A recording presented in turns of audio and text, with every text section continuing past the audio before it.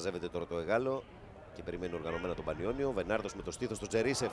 Ο Τσερίσεφ και πάλι στο Βενάρδο. Ο Βενάρδος γυρίζει. Ο Κολοβός σκοράρει. Πανιόνιος Εγάλο 1-0 από αυτό το πολύ ωραίο τριγωνάκι που έβγαλαν οι Κιανέρθροι. Αυτή την πολύ όμορφη συνεργασία στο 7ο μόλις λεπτό με τον Βενάρδο, τον Τσερίσεφ και τελικό αποδέκτη τον Κολοβό. Ο Πανιόνιος στο 7 ανοίγει το σκορ. Έχει τελικό αποδέκτη τον Νοικοκυράκη και ο Νοικοκυράκης δίνει στον Τσερίσεφ που έχει φύγει τώρα εκεί στα δεξιά. Τσερίσεφ κινείται προς την περιοχή. Κάνει το σούτ, είναι καλό. Και με υπερένταση στέλνει σε κόρνερ ο Κυρίτσης.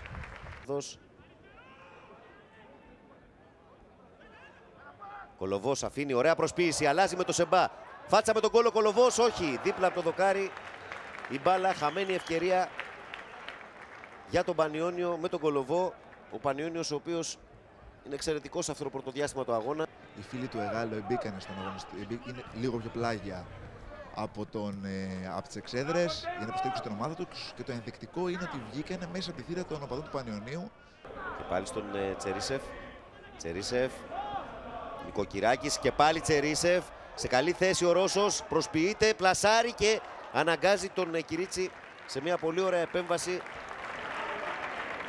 Τσερίσεφ που ομορφαίνει το παιχνίδι του Πανιωνίου και κάνει καλύτερος και τους συμπαίκτες του. Εύκολα με τον Τσερίσεφ να δίνει στον Κολοβό. Ο Κολοβός, η μπάλα περνάει για τον Σεμπά. Ο Σεμπά μπαίνει στην περιοχή, σουτάρει, αποκρούει ο Κυρίτσης με το χέρι στο έδαφος. Ο Σεμπά ζητάνε πέναλτι του Πανιωνίου, αφήνει το παιχνίδι ο διαιτητής. Εδώ ο Σεμπά. Παίκτη του Εγάλο, εκτελεί, η μπάλα πηγαίνει στη μικρή περιοχή. Κεφαλιά είναι καλή και είναι γκολ για το Εγάλο. 1-1 με τον Βάρκα στο 64. Να λοιπόν που το Εγάλεο από μια στατική φάση, χωρίς να έχει δημιουργήσει πολλούς κινδύνους στην άμυνα του Πανιωνίου, βρίσκει τον γκολ της ισοφάρισης στο 64 μετά το φάουλ του Τάμπα και την καρφωτή κεφαλιά του Βάρκα που ξέφυγε από τα μαρκαρίσματα των παιχτών του Πανιωνίου και από πολύ πλεονεκτική θέση νίκησε τον ανήμπορο να αντιδράσει στην προκειμένη περίπτωση Καφίδα σε φάση που βλέπουμε εδώ.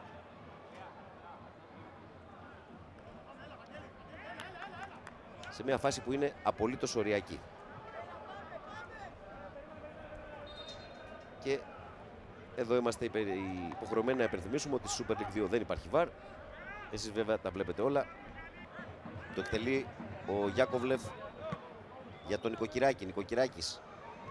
Γροντή στο σούτ, είναι καλό, η μπάλα κοντράρει και πηγαίνει προς την εστία και την ίστατη στιγμή θέλει να την διώξει ο Κυρίτσης. Η του Πανιωνίου διαμαρτύρονται ότι η μπάλα έχει περάσει τη γραμμή.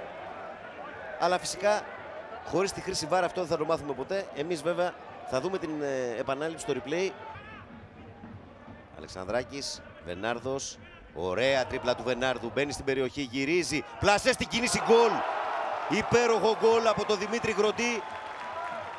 Ο Πανιόνιος που σημειώνει σήμερα 2 γκολ που είναι το ένα καλύτερο από το άλλο.